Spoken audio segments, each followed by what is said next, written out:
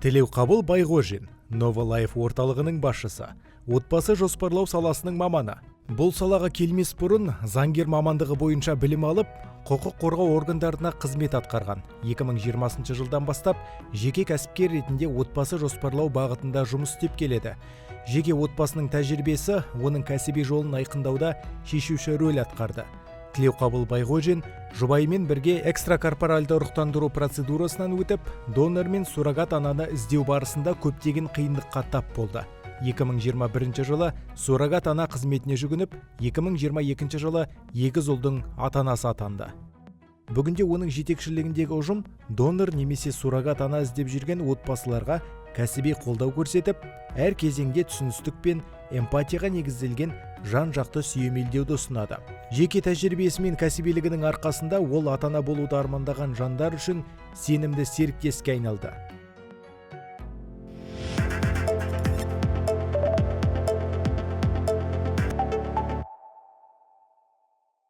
Енді 2018 жылы қаржы полициясы жұмыстан кейін, пенсияға шыққаннан кейін, осындай мәселемен айналысуға бастағанда заңгер болдым Көкшетау жақта. Заңгер ретінде енді халық тұрғандарына кісілер келеді ғой, жақтарымен. Отбасы келіп, бала көтере алмаймыз, бізге сол суррогат ана тауып бере аласыз ба деп жауап қойып жатыр ғой енді, ұсыныспен келгеннен кейін. Ол уақытта мен ондай жағдаймен айналысқан жоқпын да.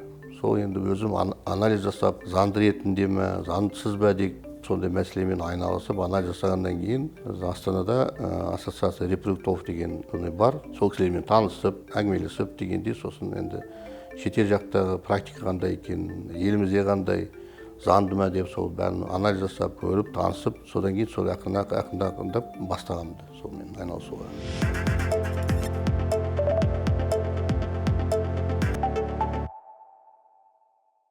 Енді көбі халықтың кісілері, көбі біз енді Инстаграм жібереміз, таныстар бар, халықтар енді рекламаны көреді дейді ғой, содан кейін звондауға бастайды. Көбі білмейді да, ол заңсыз ғой деп, негізі суррогат ана бала көтергеннен кейін, сода суррогат ананың жүрегінен түседі ғой енді былай, сол балаға кете ме дегенде, ол сол отбасының балалары ма дегенде. Енді мен сол айтатыным, енді негізі биородитель дейді ғой. Сол кісілердің баласы негізі, тек солардың материалды алынған. Суррогат анамыз енді біздің қоғамда жүрген әйеліміз, қызымыз дегендей заңды ретінде қарағанда 20-35-ке жеткенше сол әйел болуға тиісті болады. Сол көбі сондай стереотип болады да, осылай, ол заңсыз, сосын балаға ол суррогат ананың несі қанынан бір наследство ретінде генетика түсе ме деп, қалама деп сондай сөз болғанды. Қазіргі уақытта барлығы түсініп жатыр, соны барлығы анықтама, ақпарат жеткіземіз кісілерге. Енді екі жақтан көмек жасап жатқанымыз сол ең бірінші бала көтере алмайтын отбасыларына көмек жасаймыз. Екіншіден жаңағы суррогат ана өз қиыншылық жағдаймен келіп жатқан кісілер ғой енді, былай қарағанда. Өз балалары бар дегендей, кредиттары бар, өз армандары бар шығар, сол енді қарыздары бар, қарыз берешектері бар. Соны жабу үшін кейбірде суррогат ана өз күйеуімен келеді. Осындай жағдайымыз қиын болып жатыр, кредит басып кетті, пәтер ала алмаймыз, сол керек болыпты дегеннен кейін. Сондай мәселемен енді екі жаққа көмек жасағаннан кейін сол жұмыспен айналысып жүрмін.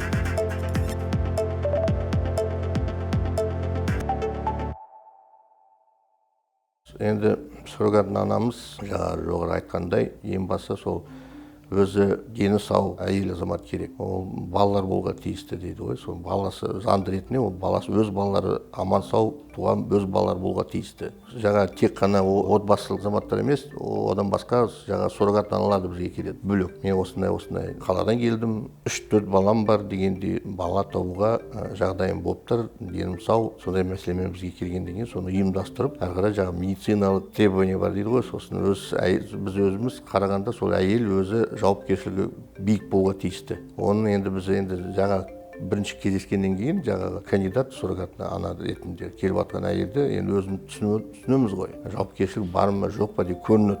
Шынды айтқанда көп жағдай. Ең бірінші заңды ретінде, екінші жағдай сол медициналық ретінде дайын болуға тиісті. Медициналық жағдайын ол клиника қарастырады.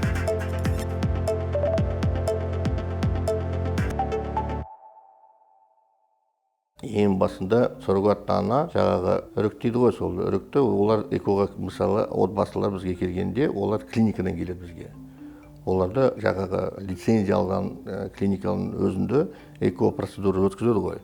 Сонда олардың өз балалары бар. Биологический жаңағы биородитель болып өздері кетеді. Кейбір жағдайда мен өзім жаңағы балалық үйлерден, балалық приюттан балаларды іздестіріп, ондай жұмыспен де мен айналысам. Ең бірінші жаңағы эко жасаған ол өз балалары генетика ретінде. Балалық үйден алған или балалық приюттан алған ол программада генетикасы жоқ алып жатқан балада. Көбі жаңағы суррогатный ананың жұмыс істейді ғой, енді бағанда услугасы дейді ғой, сол услугасына көп кетеді. Бізге отбасылар келгенде олардың түсіндіріп айтамын да, мысалы сіз суррогатный ана жалдасаңыз, жаңағы эко жасағаннан кейін балаңыз болады, иә, ірікті.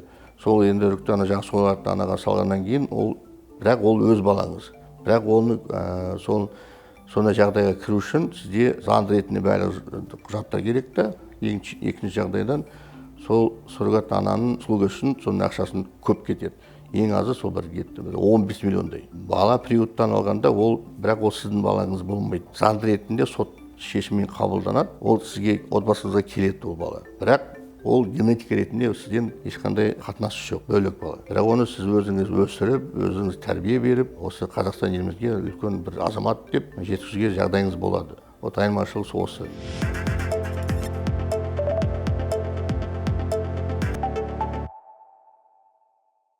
Маған кейбірде осы жұмыс жасап жүргенде отбасы азаматтар келеді да, бізге түсіндіріп айтады да, маған келіп, консультация ретінде келгенде. Ер азамат мысалы келіп айтады, мен осы әйелім отыр, әйелім бала көтере алмай жүр. Медициналық показания ретінде ол кісілер мысалы жүрегі жаман, қан жағдайында бір ауру бірдеңелер бар дегендей. Ол өткенде сол экоклиника заңды ретінде клиникаға барғанда, клиниканың өзі осындай медициналық шешім заключение беріледі ол кісілерге. Бала көтере алмайсыз. Сондықтан сізге эко жасауға болады, бірақ баланы көтере алмайсыз. Сондықтан міне осындай агентстволарымыз бар. Сол агентствоға звондап, сол кісілермен кездесіп, ол кісілер сізге суррогатный ана тауып береді, жаңағы заңды ретінде. Дені сау бала көтеретін әйел бар деп.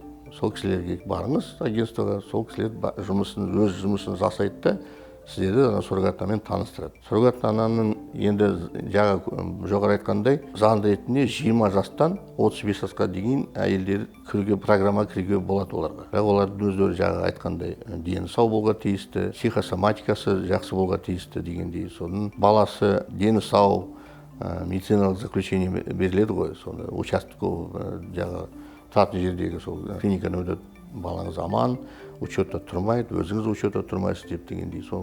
Сондай мәселемен келеді суррогатный аналарымыз.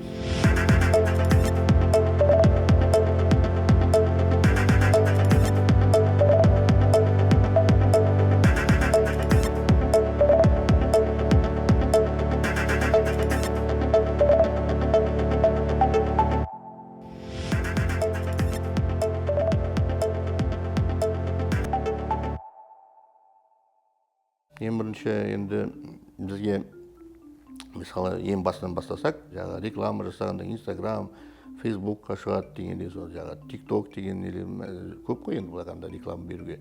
Сол реклама көргенде, мысалы өз үйінде отырған әйел азамат, Түркістаннан болсын, Шымкенттен болсын, Алматыдан, Тараздан болсын да, Қордай, Қызылорда, көп ең барлық жағдайынан жақын келеді қыздарымыз, звондайды. Сосын ең бірінші ол жаңа айтқандай жасы сол келуге тиісті. Бір, екіншіден жаңа дені сау болуға тиісті. Үшіншіден өз баласы болуға тиісті. Біз енді кейбір әйелдер звондайды, маған мысалы 28 жастамын, мен суррогатный ана болып келіп тұр, жағдайым нашар, қарыздарым бар. Мен сосын сұраймын, сізде өзіңіз бала тудыңыз ба, балаңыз бар ма деп. Жоқ, мен бала туған жоқпын, онда кешіріңіз. Суррогатный ана бола алмайсыз. Өйткені заңды ретінде сіз өз суррогатный анада өз баласы болуға тиісті. Сондықтан сіз программа кіре алмайсыз, мен сізді программа кіргізе алмаймын. Ол бір мәселе. Екінші, бізге көп әйелдер звондайды, 19 жастағы жас қыздар звондайды. Балам бар, бірақ мен суррогатный ана болайын деп тұрмын, тұратын жерім пәтерге төлеуге жағдайым жоқ, өз пәтер, арманым өз пәтер сатып алуға деп. Енді былай қарағанда 90%-ы жаңағы сол бізге келіп жатқан суррогат аналар барлығы сол жаңағы пәтер алу үшін, тұратын жағдайын шешім қабылдау үшін. Кейбірлер әйелдер звондайды, маған 35-тен 36-ға толайын деп жатырмын, мен сол суррогат ана болайын деп едім деп, көмектесіңізші деп, қарыз көп болып кетті, күйеуім қайтыс болып кетті, анамыз ауырып жатыр, енді әкем ауырып жатыр, енді мен түсініп тұрмын, бірақ сіз 36-ға жақындарыңыз, ертең жоғарғы 36 жасқа келесіз, заңды ретінде тек қана 35-те. Мен сізді былай міндет ретінде сізді мысалы алғаннан кейін программа сізді клиникаға жіберемін. Клиника сізбе, клиника біз менеджерім барады да, ан жақта жаңағы лицензиялық клиникалар, оларды заңгерлер бар да, басында документ құжаттар көреді. Айтады ғой, соны сіздің енді бізге қандай әйелді әкеліп жатсыз, ол кісіге 36-ға толайын деп жатыр ендігі айда. Заңды ретінде сол жаңа айтқандай 35-ке толмай әйел болуға тиісті, 35 жаста тууға тиісті, мысалы. Көп мұндай жағдайлар толып жатыр да, сондай. Кейбірде бізге әйелдер келеді ғой, енді суррогатынан болып келеді ғой. Олар айтады, мен осындай жақсы бәрі келіп тұр, 30 жастасыз, балаңыз бар деймін, балаңыз аман сау, өзіңіз аман саусыз, сосын айтамын, күйеуіңіз тұрмыстасыз ба? Иә, тұрмыстамын. Тұрмыста болсаңыз, күйеуіңіздің рұқсаты бар ма? Бере ме рұқсат? Жоқ, ол білмейді, оған айтпай бола ма деп. Ол енді мен айтам да, ол заңдысыз болады. Заңды ретінде сол нотариалдық жаңағы нотариусқа барып, рұқсатын алуға тиісті келісім. Ол болмай қалса, енді ол заңсыз болады. Кейбір әйелдер айтады, мен тұрмыстан, бірақ күйеумен тұрмаймын.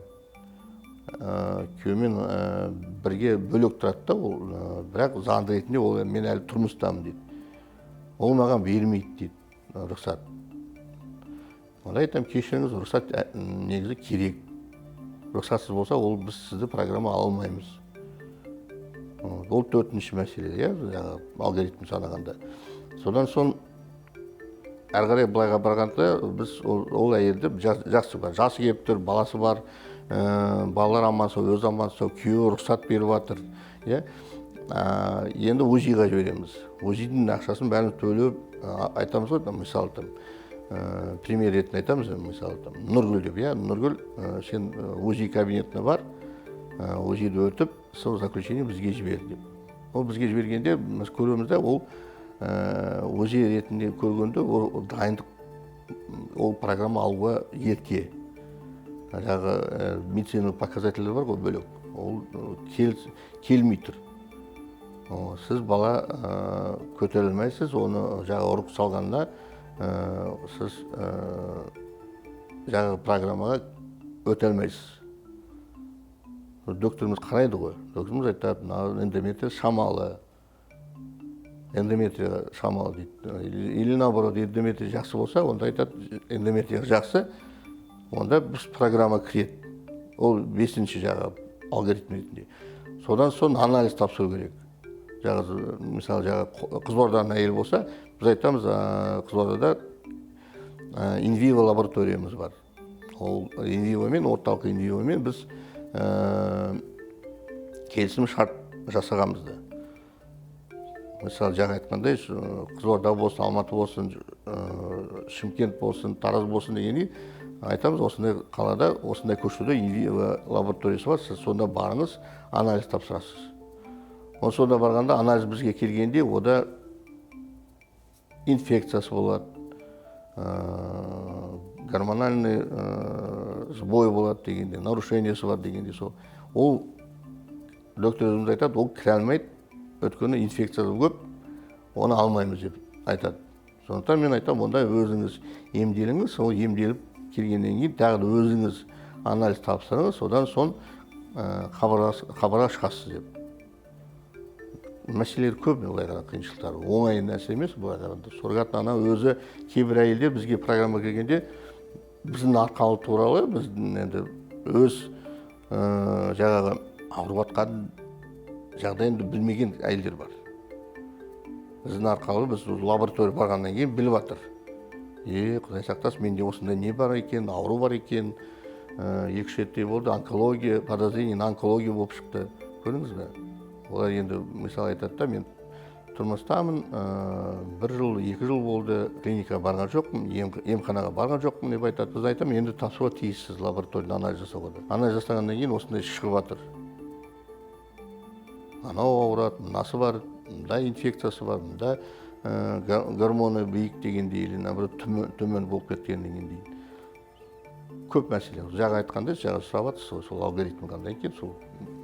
Енді бұл содан соң ғана ол кіруге тиісті жағдай болады. Ол әлі программаға кіру үшін сондай жаңа айтқандай, сол 5-6 позициялар өтуге тиісті ол кісілер.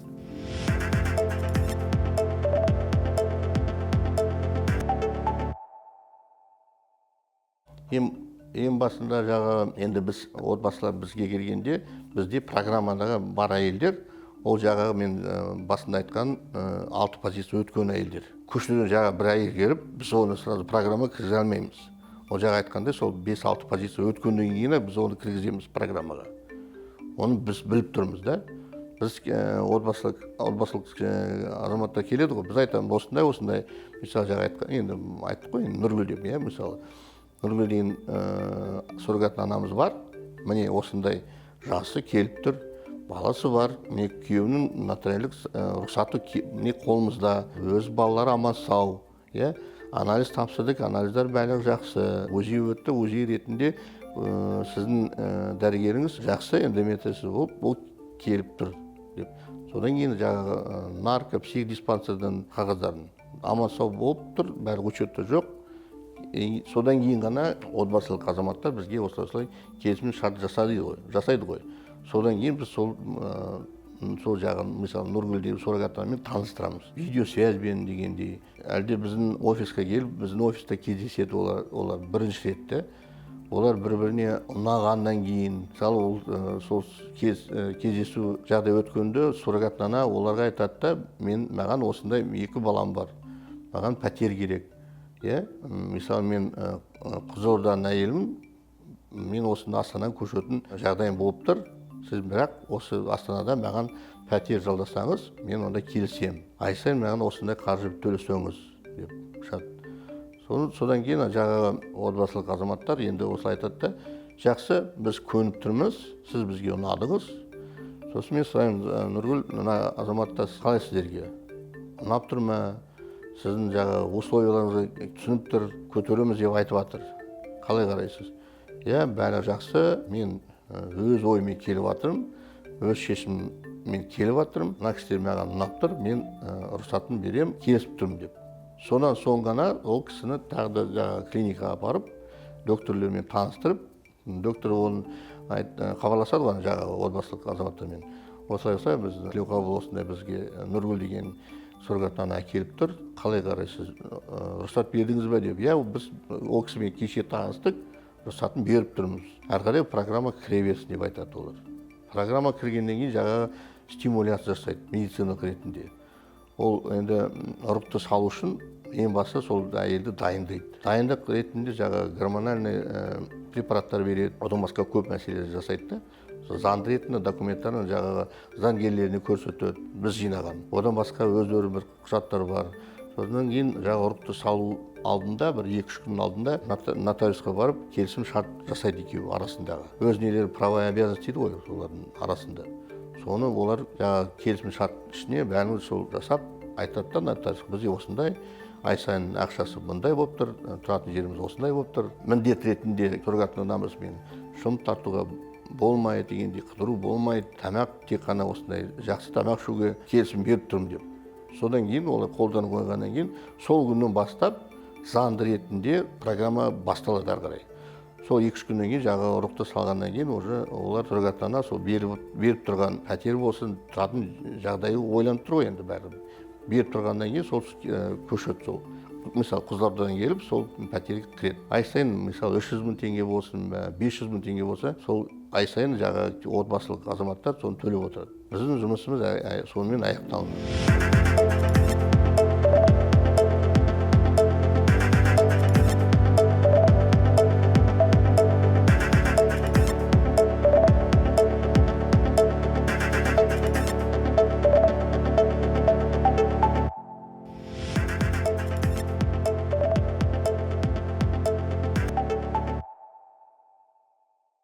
бізде екі жақты. Біз бөлек суррогат анамен бөлек жасаймыз. Оны программа кіргенше біз арамызда келісім нелер бар ғой, позициялар жаңа айтқандай. Ол анализ өтуге тиісті.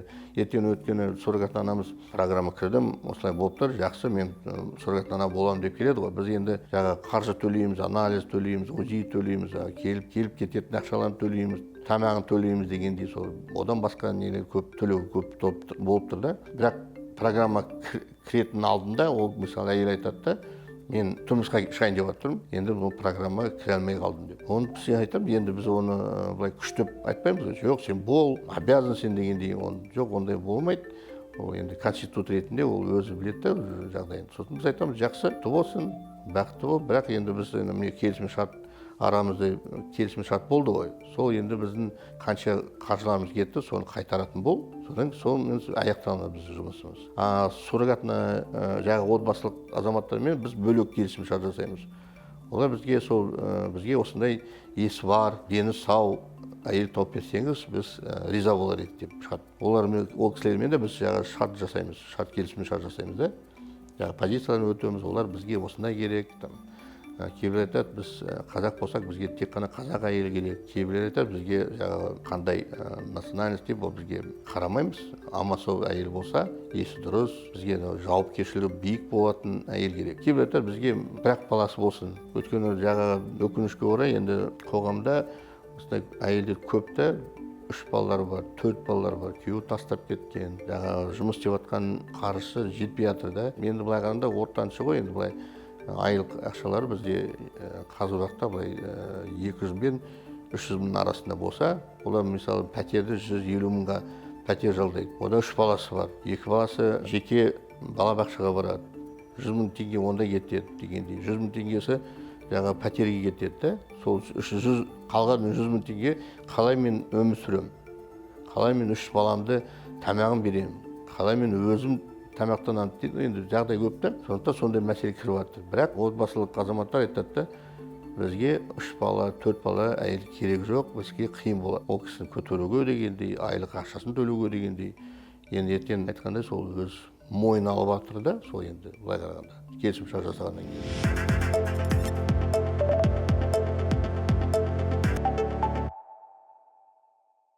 Ондай жаңа айтып жатқанда суррогатна ана мысалы ұрықты салды, сол енді программа кіргеннен кейін сол енді басында айтқандай сол нотариальный договор жасайды ғой, келісімшарт. Сол келісімшартта жаңа сұрап жатқан сұрақтарыңызды айтқанда сол келісімшартта жазылған. Мысалы ол әйел өз жағдайынан ауырып қалса, бала көтере алмай медициналық ретінде рекомендация керек та, жаңа сопровождающий гинеколог дейді ғой. Сопровождающий гинеколог айтса, мысалы 3-ші ай болды, 2-ші ай болды да, мына суррогатна ананың денсаулығына ертең зиян болады десе, сондай заключение берсе, сондықтан медициналық показатель ретінде аборт жасауға тиістіміз деп айтады. Мысалы, сонда әрине сол барлық сол позициялар сол жаңа келісімшарт, нотариальды келісімшарт жасайды ғой, сонда барлығы жазылады. Онда осындай төлеу компенсация ретінде сол жаңа отбасылық азаматтар сол компенсация ретінде сол әйел азаматқа төлеуге тиісті дегендей. Одан басқа да көп нәрселер бар да, өзі ауырып қалса, суыққа тисе дегенде, ол жаңағы емделу ретінде жаңағы сол препараттар беремін, соның барлығын мойындарына жаңағы отбасылық азаматтар өз мойнына алады, жаңағы келісімшарт жасағанда. Сондықтан былай қарағанда суррогат ана бір тиын да салуға тиісті емес та, бірақ өз міндетті ретінде жасап жатқан жұмысына қарағанда тек қана. Кейбіреулер әйелдер айтады да, мен анам ауырып жатыр, менің інім ауырып жатыр. Сол жаңағы азаматтар, жаңағы отбасылық азаматтар бізге сол ақша бере ме? Мен інімнің қарыздар көп болып кетті деп, шешем ауырып жатыр, оған больничке жатуға осынша ақша керек деп, операцияға деп. Ол кірмейді ол келісімшартқа.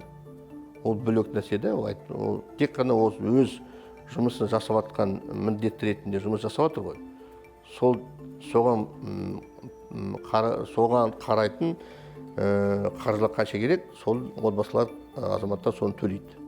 Тек қана соны. Былай қарағанда суррогатна ананың алдында барлық жауапкершілікті ата-аналар алады. Отбасылық.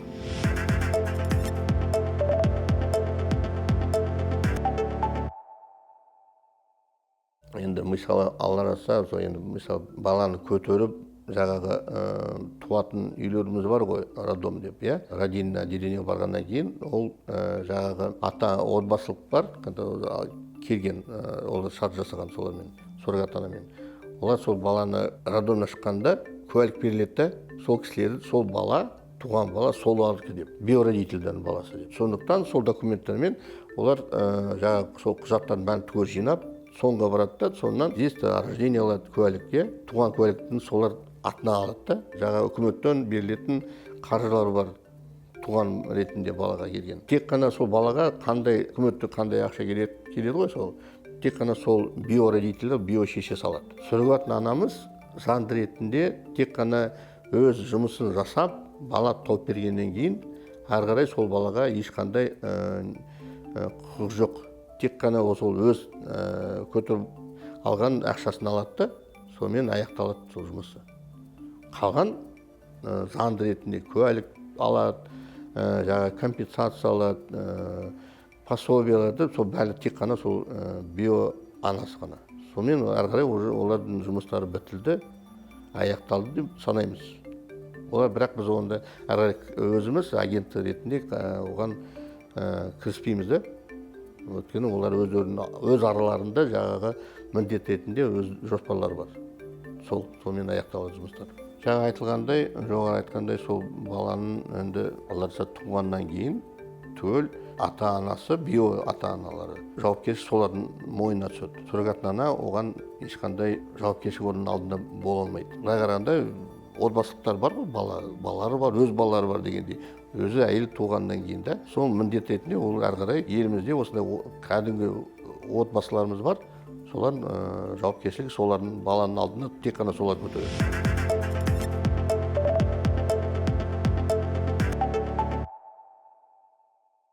Жаңа айтқандай нотариалдық келісім шарт жасағанда отбасылық азаматтармен жаңағы суррогат анамыз әрбір жағынан қарағанда екі жақ қой енді. Екі жақтың өз права и обязанностьтары бар да. Сол мысалы кейбір енді былай қарағанда біз жұмысымызды аяқтадық қой. Ары қарай енді олар өз араларында.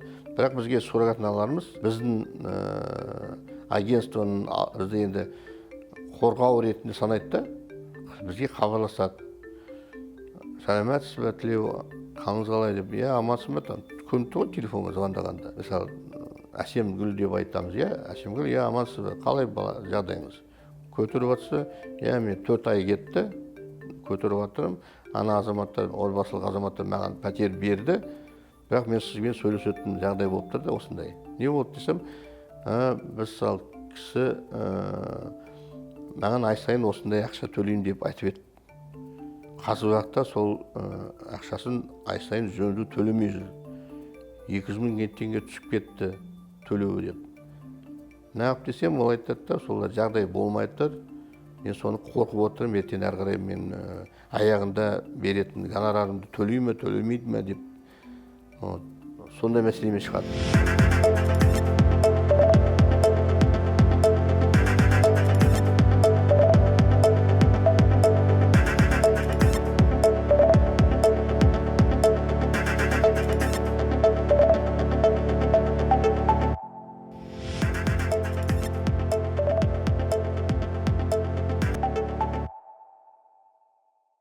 Енді былай қарағанда ондай мәселе болса, енді ол әйел азаматқа моральдық ретінде қиын болады ғой, енді былай қарағанда. 9 ай сол баланы көтеріп бере салады ғой.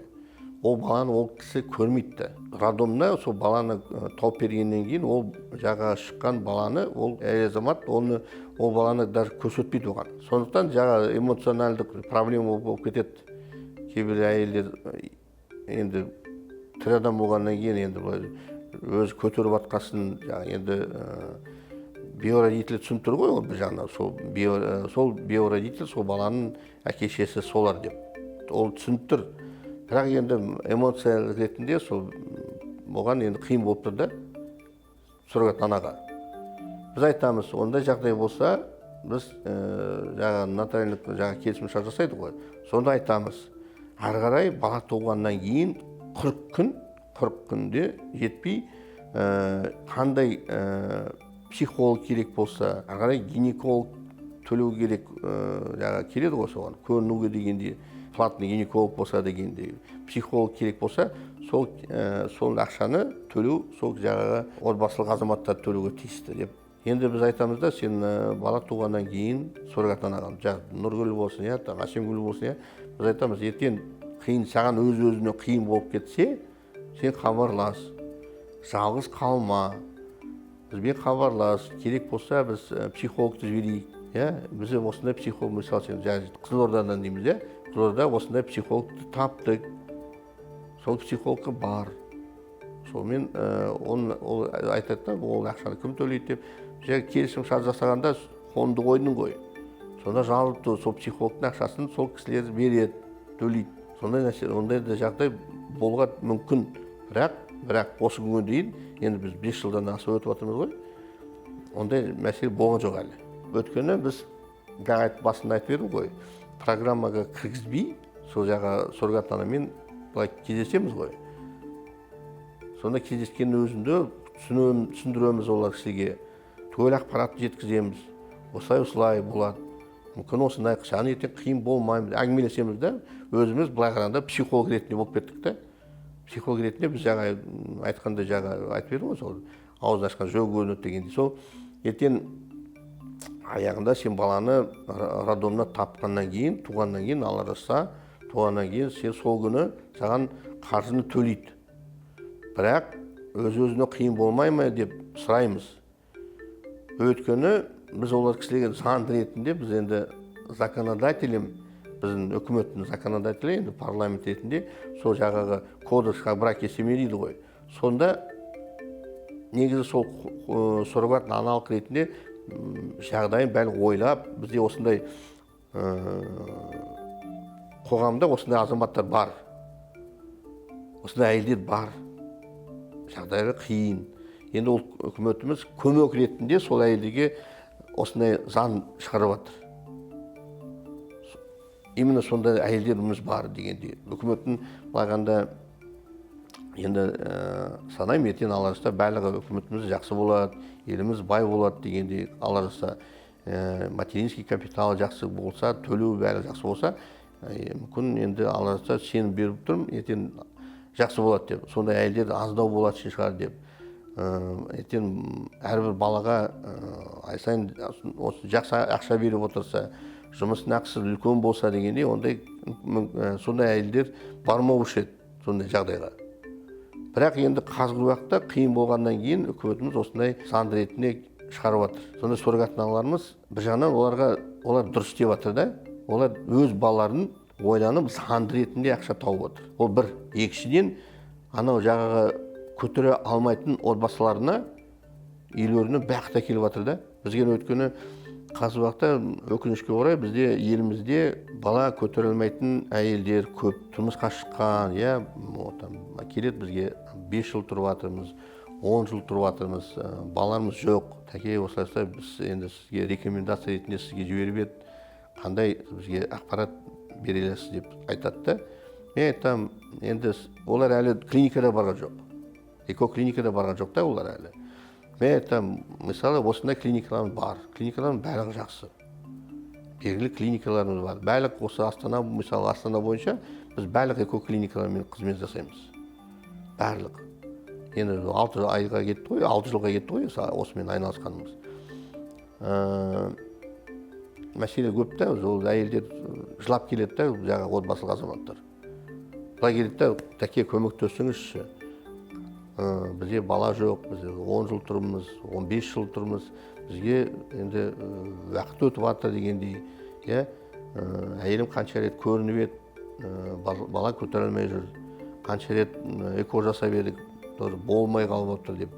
Енді сіз рекомендация ретінде қандай бізге ақпарат бересіз, қандай ақыл бересіз дегендей, сосын айтам, осылай бізде мысалы андай клиникада мұндай докторымыз бар, ана клиникада мұндай докторымыз бар деп, дәрігеріміз бар. Сол дәрігерге барыңыз, керек болса бірге барайық, кірейік, көрсін сіздерді, тексерілу керек қайтадан. Қазір бізде былай қарағанда медицина туризм ретінде шетел жақтан да келіп жатыр. Тәуба, өткені біздің Қазақстан елімізде осындай экоклиникалар өте профессионалдық ретінде дәрігерлеріміз бар.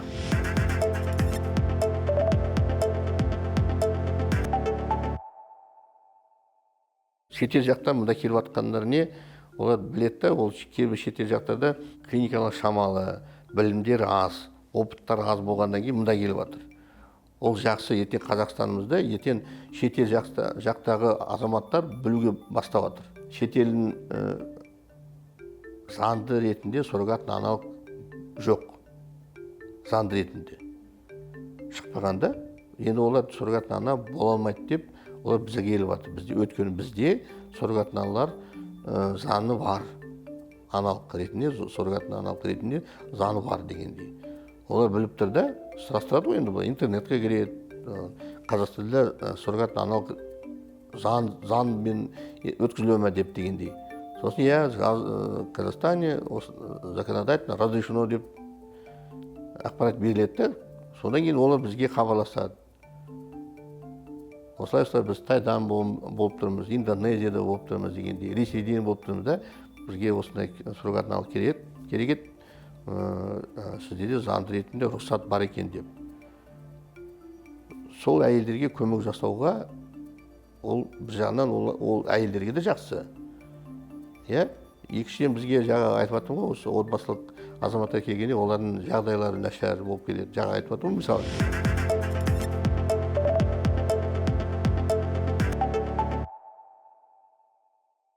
Отбасы келеді, маған азаматтар, мен түсіндіріп айтамын, сосын ол сұрайды, бағасы қанша болады вообще?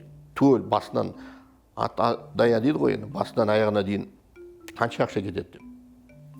Мен айтам, наным осынша төлейсіз, клиникаға осынша төлейсіз, лабораторный исследование осылай төлеугісіз, суррогатный ананың ақшасы мұнша, біздің агентствоның ақшасы мұнша болады деп, олар сосын шығады, мысалы 15-20 миллиондай ақша болып кетеді да, ол айтады, ойбай, тәке, біз ондай жағдайымыз жоқ. Біз ойлап едік, сол барлығы ең көбі сол 5 миллион арасында шығады деп. 5 миллион қазір суррогатный ананы аяғында да алмайды.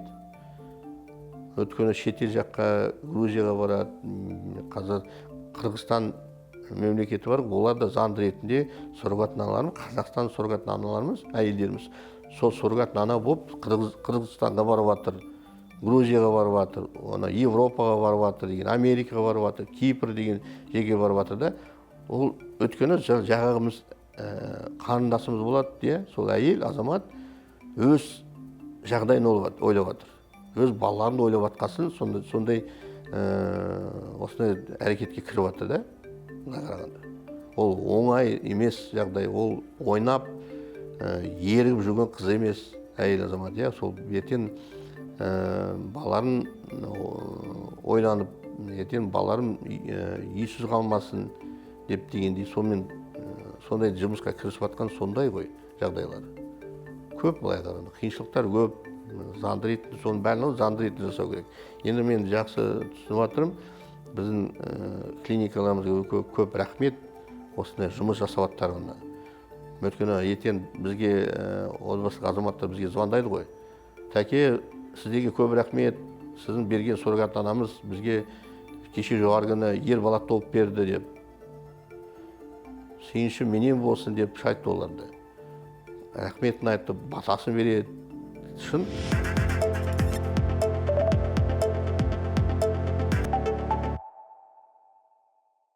Ең үлкен азамат Қазақстанда болған 63 жастағы кісі болды. Менен өткен. 63 жаста. Одан ол кісіде 4 қызым бар, ер бала керек еді деп шығады. Одан да жас жігіттер келеді, 40 жастағы жігіттер келеді да, менде 4 қызым бар, 5 қызым бар, ер бала керек еді деп. Енді ол ретінде мәселемен оны клиникаға бару керек. Клиника сізге төл ем жасап, ЭКО жасап деген, содан кейін біз сізге суррогатный ана тауып береміз, бірақ біз оған медицинаға біз қатынасымыз жоқ та, біз тек қана дайындаймыз. Заңды ретінде, енді заңды ретінде суррогатный ана тауып беру, құжаттарын жинау, керек болса донор тауып береміз дегенде, сол ретінде сонымен жұмысымыз сонымен аяқталынады.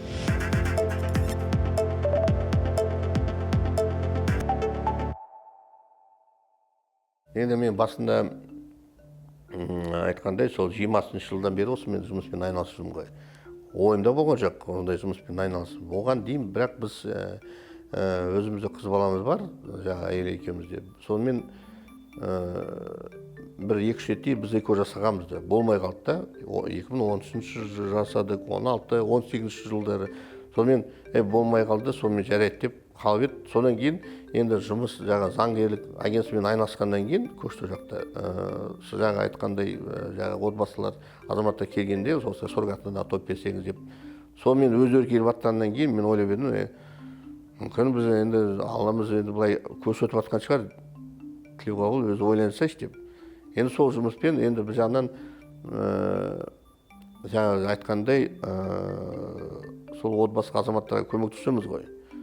Олардан рахметін аламыз. Сол жаңа суррогат ана өз ақшасын алғаннан кейін ол кісі бізге звондайды да, сізге көп рахмет, мен бала тауып бердім ана кісілерге, түгел ақшаларын бізге берді, мен бүгін сол ақшаға пәтер алып жатырмын деп келеді да. Ипотека болса да, бірақ пәтер алып жатырмын, рахмет сізге деп. Сосын мен ойланып, сонымен айналысуға бастадық та.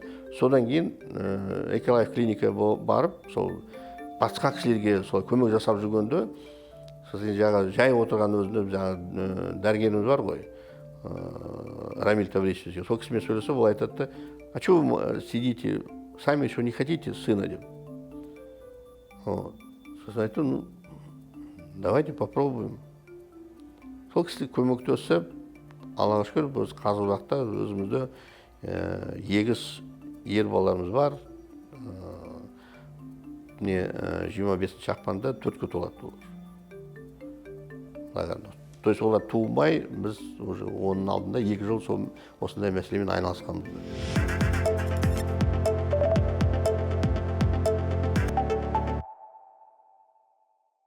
Қазақстан қоғамында кейбірлері естиді ғой, мен өзім былай сөйлегенде айтамын осы, немен айналысасыз дегенде мен айтамын, осындай мәселемен айналысамыз, қарыз берешектерді қайтарамыз кісілерге, одан басқа балалық үйлерден бала іздестіріп көмек жасаймыз деп, одан басқа үшінші направление жаңағы айтқандай суррогат ана іздестіреміз дегенде, олар ойбай, суррогатное материнство, такие, это что, законно деп шыға келеді да. Көп кісілер өкінішке орай көп кісілер білмейді ғой, сол суррогатналық заңды ретінде деп. Ол заңсыз деп санайды да. Сосын кейбір кісілер айтады, ой, ол бізге жақпайды, ол жарайды заңды ретінде болса, бірақ ол аморально деп шыға келеді. Мен сонда айтамын да, енді жаңа айтқанда законодатель осындай заңды шығартып жатыр. Жаңа әйелдерге көмек жасайтын кім? Қас уақытта бағанада адам өз-өзіне көмектеспесе, ешкім көмектеспейді. Сондықтан жаңа әйеліміз, мысалы 27 болсын, 32 жаста болсын, әке-шешесі ауылда тұрады, жағдайлар жоқ, олар кісілердің өздерінде. Күйеуі жаңа айтқандай қайтыс болды, мысалы, сондай кісілер әйелдер болды. Күйеуі, мысалы, былтыр қайтыс болды, аварияға ұшырап.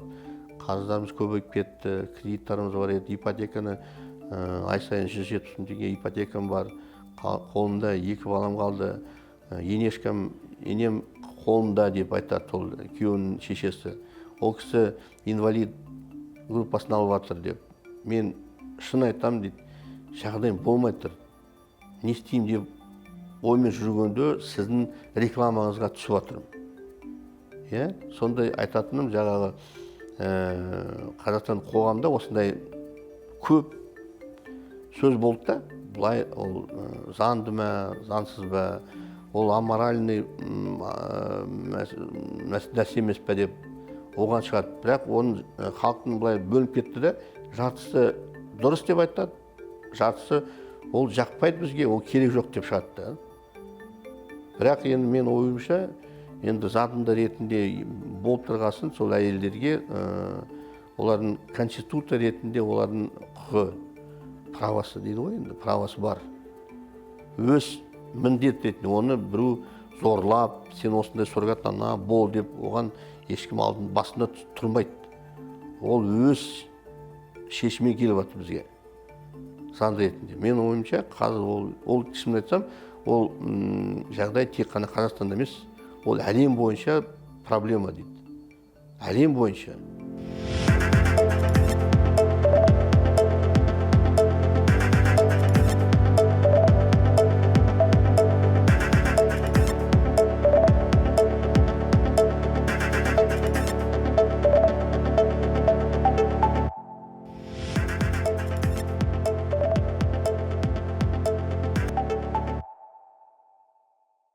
Жаңағы интернет арқылы Инстаграм шығып жатыр, Фейсбук шығып жатыр, ТикТок шығып жатыр. Уже халқымыз, осы Қазақстан елінің халқы уже сол мәселені түсініп жатыр да, көбі біліп жатыр. Жаңа айтқандай, мысалы Нұргүл, Әсемгүл болсын, Зауреш, Қарлығаш, Света болсын, Марина болсын, олар әке шешесіне да айтады да. Мен кейбіріне айтам, сіздің күйеуіңіз бар ма? Жоқ, күйеуім жоқ дейді. Кіммен тұрасыз? Әке шешеммен тұрамын дейді. Әйелім, анамыз. Мен айтам, енді әке шешеңіз біле ме деп айтады. Сайым ғой. Білет, қалай, көнді ме? Көніп жатыр дейді. Қызым заңды ретінде болса, онда жарайды. Енді біз жағдайымыз жоқ. Саған айналайын, саған пәтер алу үшін да. Ертең күйеуің мысалы былтыр қайтыс болып кетті. Біз өзіміз ауылда бір сиырмен тұрмыз. Инешке қолында, күйеуінің әкесі де болмай қалды. Ерте қайтыс болып кетті деп. Енді біз қандай саған көмек жасаймыз. Енді тек қана рұқсатымызды беріп отырмыз дейді. То есть үлкен кісілер де біліп жатыр осындай мәселе заңды ретінде екенін. Қазір уақытта жаңағы освещение, интернетте жаңағы өзіңізме шақыртып жатсыз. Сіз арқылы халқымыз біледі заңды ретінде екенін, осындай жағдай бар екенін, осындай қаржы алуға болады дегендей заңды ретінде. Ертең Құдай сақтасын, наркотик сатпайды, басқа әрекеттермен жұғысты, жаман жұғысты нәрселер бар ғой. Онымен айналыспайды дегендей. Заңды ретінде өз-өзіне көмектеседі, өз баласына көмектеседі. Одан арқылы жағағы отбасылық азаматтарға көмек жасайды. Бала жоқ, семьяға көмектеседі дегендей. Жаңағы оның арқаларында біздің былай қарағанда Қазақстан елімізде демография көтеріледі. Онда ойлануға тиістіміз. Демография көтеріледі. Енді мен жаңа айтып жатырмын да, мысалы Экомед клиника 30 жыл деп жатырмыз, 30 жылдың ішінде примерно дейміз ғой, примерно даже былай қарағанда олардың статистикасын білмеймін да, бірақ былай көріп жатырмын да, жыл сайын, ай сайын, жыл сайын мысалы 1000 семья, 1000 отбасына бала келсе, 30 жыл ішінде санаңызшы. 1000 десек, жай сол 1000-ның арасында 100 отбасыларына суррогат ана тауып берсе. 100. Енді 100-ді 30-ға қосыңыз. 300 бала, 300 семья, 300 бала туып жатыр. Ол бірақ клиникада, бірақ Астананың өзінде ғана. Одан басқа Қарағандыда бар, Алматыда бар, Шымкентте бар осындай нелер, экоклиникалар. Астананың өзінде 6-7 клиникалар бар. Енді бәрін қосып еткенде, бір жыл ішінде барлығы осы Астанада ғана, мысалы 100 білен болса, 500 бала болса, 30-ға қосыңызшы, 1000 бала туады. Ертең, Алла жаса, Алла шүкір, енді былай, ертең демографиямыз көбейеді дегендей. Қазақ азаматтар көбейеді, қазағымыз көбейеді дегендей, сол арқылы. Көріңіз бе? Сол енді мен жаңа айтып сұрағыңызға жауап бергенде, сол қазір уақытта осы Қазақстан қоғамда былай білетін кісілер болды уже. Біліп тұр. Ол қарсы емес. Енді былай 100%-дан қарағанда қазір уақытта 70%-ы қарсы емес. Суррогат ана қабылдаймыз, болсын, ол керек нәрсе деп сондай шешімге кісілер келіп жатыр.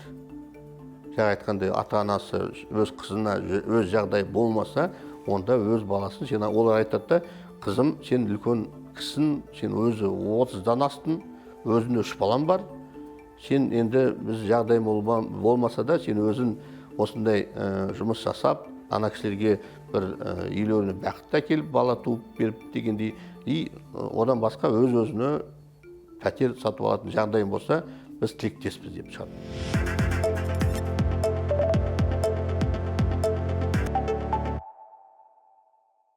Енді осындай мәселемен айналысқаннан кейін, 6 жыл болды ғой, 6 жылға кетті. Ең қиыны жауапкершілік. Ең басы суррогат ананың алдында жауапкершілік.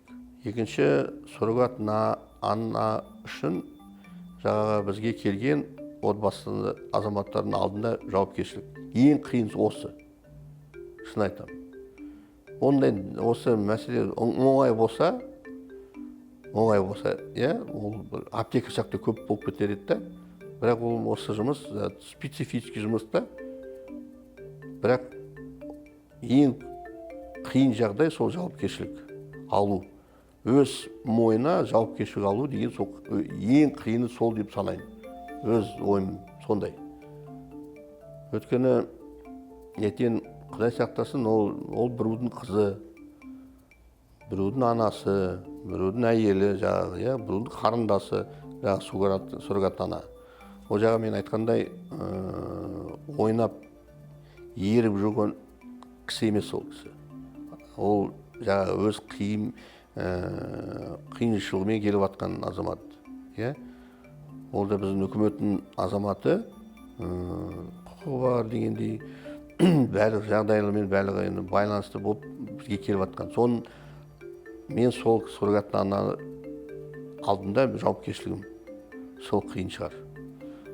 Ол бір, екінші сол әйелмен сөйлесіп, сол әйелдің жағдайын түсініп дегендей, оның енді былай қалай жағдайымыз болса, сол әйелге көмектесу.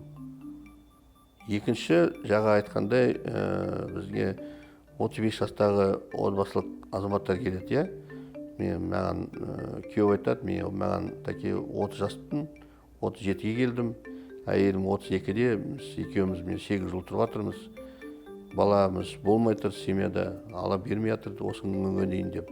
Бірақ осылай заңды ретінде бәрін көрдік, тексердік, клиникаларға бардық, таныстық, осындай әрекет жасап, осындай бізге бала болады деп сен беріп жатырмыз. Сол сізге келіп жатырмыз, сіз қандай бізге ақпарат берілесіз, көмек жасайсыз деп келеді ғой. Мен сол қиында, сол кісілердің алдында олар бір жалынып келеді да, тәке көмектесіңізші, сізге ғана сенім беріп жатырмыз. Өткені біз рекомендация ретінде келіп жатыр, осылай тәкеге барыңыз. Осы кісі өз заңгер, 25 жыл заңгер болып жұмыс істедім. Қаржы полиция, антикоррупционный службада қызмет істедім, өзім полковникпін. Сонда өзім ойлаймын да, енді әрбір азамат ең бірінші өз алдында жауапкершілігі болуға тиісті. Өз өміріне, енді ана болғасын, ол балалардың алдында жауапкершілігі болуға тиісті, жоғары жауапкершілігі болуға тиісті.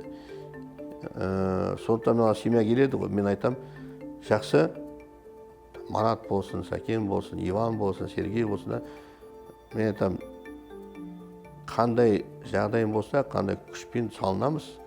Жақсы, мен түсіндім, бізде программада Нұргүл бар, Әсемгүл бар, Салтанат бар, жақсы қыздар бар, жоғары білімдер қыздар бар, жағдайлар болмай тұр, қаздар көбейіп кетті, күйеуі жақсы жігіт, жоғары білім, жұмыс істеп жүр, бірақ жетпейді.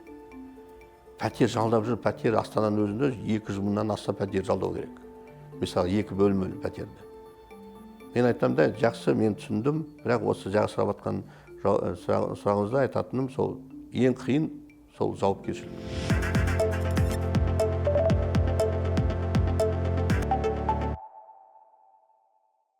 Мемлекетіміз осындай законодатель суррогат аналық заңды ретінде де шығарғаннан кейін, ол ең бірінші сол рахмет, сол заң сондай болғанына рахмет.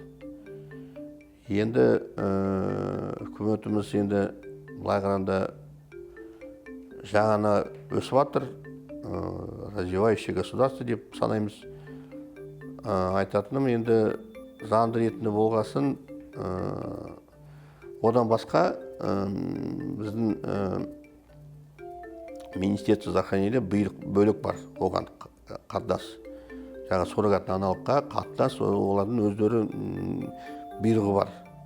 Сол заңды ретінде екі документпен жұмыс істейміз да, ең басында жаңа кодекс о браке семье, екінші приказ министра здравоохранения.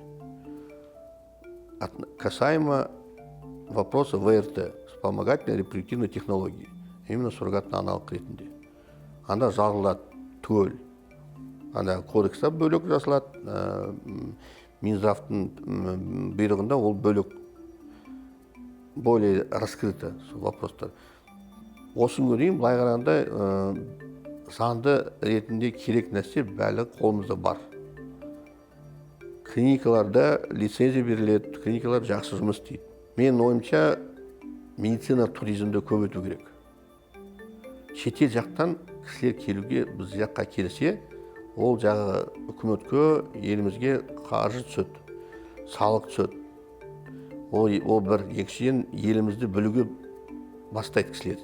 Шетел азаматтары сол жағы эко клиникалардың арқалы жаңа заңды ретінде бар, суррогатный аналог бар ретінде шетел жақтағы азаматтар бізді, Қазақстанды өсіп атқан мемлекет деп санайды. Біз өткен үйреніп қалдық та, жүрегімізді Израильға операцияға барады, Кореяға басқа емделуге барады, Германияға басқа бір емделуге барады, Турцияға андай ем жасауға Қазақстан тұрғындары шығады. Онда біз шетел жаққа шығамыз, медициналық сол ауышын жағы, бізге кім келеді? Сосын жаңа айтқандай Қазақстан жағы медицина туризм ретінде шетел жақтан кісілерімізді шақыртсақ, олар біледі ғой, сосын айтады, ничего себе, Қазақстан, оказывается, осындай эко-клиникалар көп екен, дәрігерлердің квалификациясы биік екен деп санайды. Сонда барайық. Олар кейбірлер бізге шетел жақтан келген кісілер Астана келеді ғой, клиника кіргенде ол таң қалады да. Күшті екен, сізден біз даже есімізде де болған жоқ, ойымызда да болған жоқ осындай клиникалар бар екен Қазақстанда. Докторлеріміз қандай білімдер биік екен деп санайды да. Өткені айтады, олар біз жақта ондай жоқ. Сол арқылы мен де өзі қатынасымыз бар екенде сол қуанып отырмын да, бір жағынан. Көмектесіп дегенде, әйелдерге дегенде көмектесіп, жаңа суррогаттан. Шетел жақтан азаматтар келсе, мұнда Қазақстанды білуге бастайды біріншіден, екіншіден әйелдерге де көмек жасайды, үшіншіден Қазақстанға жаңа салық түседі. Көрдіңіз бе? Жаңа мед туризмді көбейту керек. Медицина туризм ретінде шетел жақтан Қазақстан елімізге келетін болса, онда білуге олар білсе, елімізде осындай Қазақстан бар екен. Кейбірлері Қазақстанда Пакистан, Афганистан деп санайды. Мұндай қала бар екен, мұндай табиғат бар екен, қазақ жері осындай бар екен, әдем деп, олар білмейді да. Сол арқылы жаңағы эко-клиника, ВРТ, суррогатный аналог ретінде біздің бар екен білгеннен кейін олар қуанып мұндай келеді да. Сонда біз түсінтім, олардың да демографиясы өтеді, олардың да. Енді ойлаймын да, барлық енді әлем бойынша барлық халық аман болсын бір жағынан. Мен ойым бойынша.